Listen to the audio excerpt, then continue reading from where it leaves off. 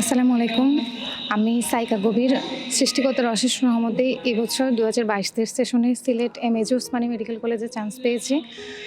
এর জন্য প্রথমেই মহান রব্বুল আলামিনের কাছে অনেক বেশি কৃতজ্ঞ। তিনি আমাকে এই সুযোগটা করে দিয়েছেন।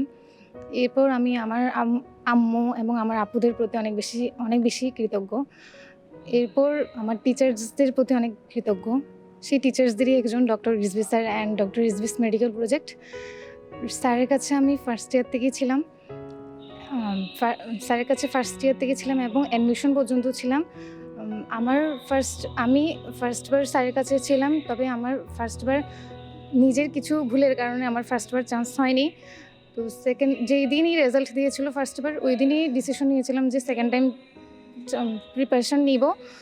তো এই জন্য ৫ এপ্রিলই আমি ডিসিশন নিই সেকেন্ড টাইম দিব। এরপর স্যারের একটা লাইভ হয়। ওই লাইভে স্যার একটা কথা বলেছিলেন, মানে যেটা আমি আমার অ্যাডমিশন লাইফে আমি সবসময় মনে রাখতাম। তো কথাটা হচ্ছে, মানে তোমার কষ্টটা যদি এখানে হয় যে তোমার ব্যাচমেট তোমার ১ বছর আগে চলে গিয়েছে, তুমি ১ বছর পিছিয়ে গিয়েছো, এটা যদি তোমার দুঃখ হয় তাহলে তোমার স্বপ্নটা কিন্তু স্বপ্নই দেখে যাবে, এটা কখনো সফল হবে না। কিন্তু তোমার দুঃখটা যদি এই জায়গায় হয়ে যায় যে তোমার প্যারেন্টস চেয়েছে, তুমি চাচ্ছ যে তোমার স্বপ্নটা পূরণ হোক, সেই জায়গায় এটা সফল হওয়ার সম্ভাবনা অনেক বেশি। তো স্যারের এই কথাটা খুব ফিট করতো, মানে এটা সবসময় মনে রাখতাম।